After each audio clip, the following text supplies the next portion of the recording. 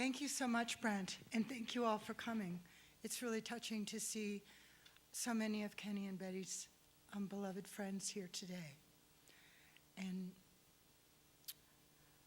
I'd like to welcome you to what Julie Wyckoff coined the memorial.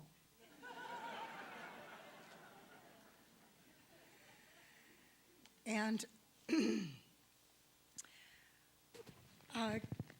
our parents were both, as Brent said, they were very adventurous, and they were loyal friends and steadfast parents. They were both born in England, and just coincidentally, both families moved from Great Britain to the very same area of Long Island in New York, and when both Betty and Kenny were small children, which is why they didn't have English accents. They met through mutual friends when Mom was about 17 and Dad was 21. And they both majored in English, Kenny at Williams and Betty at Smith. And they learned to ski in New England while they were in college. And they loved skiing. They married in 1947, and I was born 14 months later in August of 48 in Huntington, Long Island. And they first visited Aspen on a ski trip in 1952, staying with Charlie Patterson, who's here today, and his father, Steve, whose cottage cheese pancakes we enjoy to this day. They took ski lessons with Klaus Obermeyer, also joining us today, who kindly provided us kids with Tyrolean ski sweaters later on. Ken and Betty were so captivated by this little ghost town.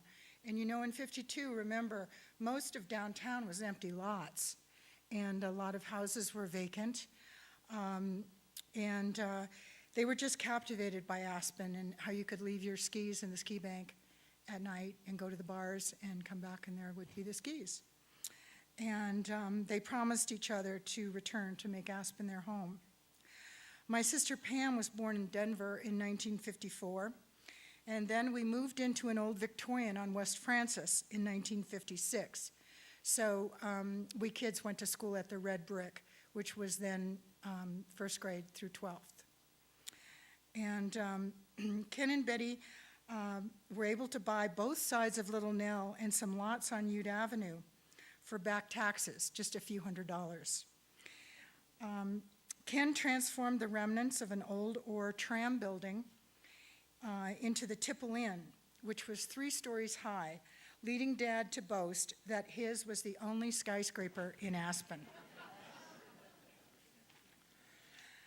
Working as a ski instructor, he expanded the Tipple each summer until he and Betty had a thriving ski-in, ski-out lodge business. Many of their guests became lifelong friends and travel companions.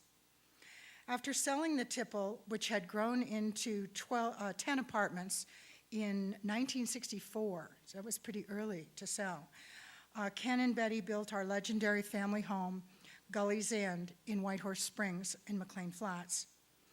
My sister Valerie was born in 1967 when Mom was 42 years old, and she famously skied up to the day before she delivered at age 42.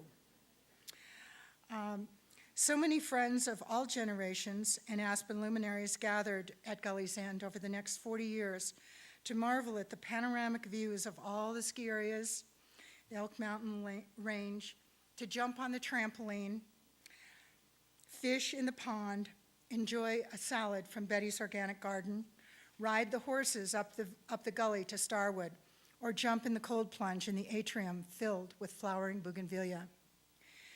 Ken and Betty both loved boating.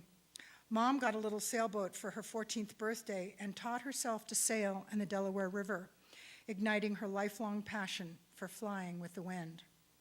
Her dreams really took off when she and Kenny bought a 50-foot Gulfstar Ketch in St. Thomas in the U.S. Virgins. That was in the early 70s. They both got their captain's licenses and learned to navigate by the stars in case the sat-nav electronics failed, which of course they did on their maiden voyage to Bermuda. Getting tossed about in the infamous Bermuda Triangle, Unable to practice their newly acquired dead reckoning skills, due to cloudy skies which obscured the stars, they were quite surprised and extremely relieved when a pinprick of light on the horizon turned out to be Bermuda. After exploring the Caribbean south to Trinidad and the Atlantic coast all the way up to Maine, they sold Obie Joyful and went up to the northwest, where they got a 50-foot powerboat and named her Crustacean. Mother really preferred sailboats, but she had to say that only on the Crustacean could she have a full-size refrigerator, a washer, and a dryer. And they explored from the Olympic Peninsula up to Sitka and all through those fjords and islands, and they went to many towns that were not reachable by road, and they made many lifelong friends in these really remote little places that would come, when they came down to the States, would come and visit us. And they gathered a lot of crabs and clams, and they fished. And Daddy was, as Brent said, quite a rascal and a jokester. And he was forever giving small children and their pets forbidden treats and attempting to scare them with scary masks and bizarre costumes. In the early 80s, Kathy Crum asked me to help her with a kids' song and dance presentation at the Wheeler Opera House. And that was when the song, maybe you remember, We Are the World. That song was very popular, and so the kids were going to sing and dance to We Are the World. And so my job was to make a slideshow of portraits of the kids, and then the portraits would be projected on the stage about 30 feet high, and the kids would be dancing and singing in front of these portraits. And so we rehearsed, everything went very well. And then I had my slideshow all done, and we gave our first performance for the elementary school kids during the day. They all came. And so the entire elementary school was seated in the Wheeler Opera House, and We Are the World filled the house, and the slideshow came up with these beautiful, happy faces, 30 feet tall, behind the kids, singing and dancing, and it was just great energy, and the kids were riveted. And then, to my utter astonishment, a slide of a bare-breasted Tahitian maiden appeared, towering over the kids. The 200 little boys in the audience started screaming and jumping up and down, pumping their fists in the air. The girls covered their face and peeked out between their fingers, humiliated. I sat there slack-jawed until the person sitting next to me elbowed me, and I finally came to my senses and realized I needed to push the button for the next slide. Well, the next slide was a different bare-breasted Tahitian maiden in a different pose. And so pandemonium continued. Thank goodness there were only 2 deviant slides. The kids finally calmed down, and the show went on. But afterward, I had to answer some questions posed by the school board. Unbeknownst to me, Ken and Betty, who had just come back from a trip to Tahiti, he had evidently, although my mother photographed everything, he wasn't sure that she'd photographed bare-breasted Tahitian maidens. And so he made sure to purchase some slides, and unbeknownst to her. And so, unbeknownst to me, when I was editing the slideshow trays, the carousels, which you will see carousels on the tables along with old slides, he had put these slides in there, and I had no idea. I had no idea. So anyway, he was called to account by the powers that be. He had to write and sign a letter taking full responsibility. So Ken and Betty were unfailingly generous, and they opened their home and hearts to all of us and all of you. and friends from near and far.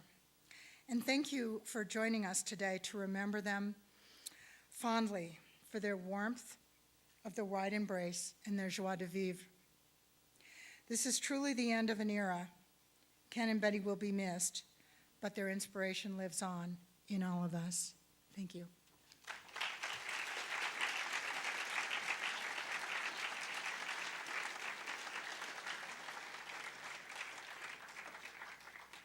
Trying to read the music without a keyboard, you see.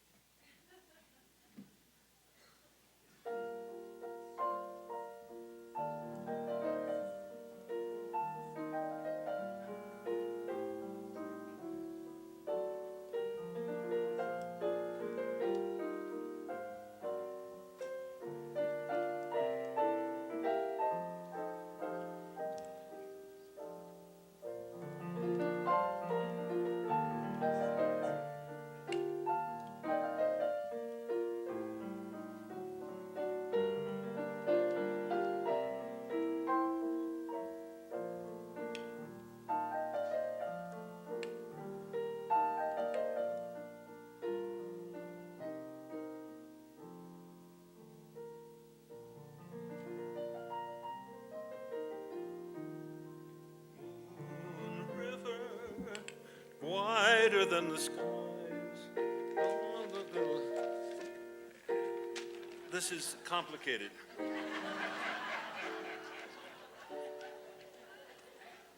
Why don't I have something to put in front of me?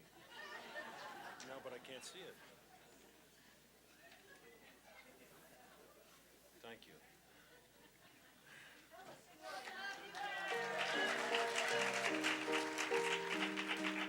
Thank you, Kearns. Moon River, wider than the mile, it's crossing you in style someday. Old dream maker, your heartbreaker, wherever you're going, I'm going your way. Two drifters off to see the mile, such a lot of world to see. We're in for that same rainbow's end, working round the bend, my huckleberry friend, Moon River.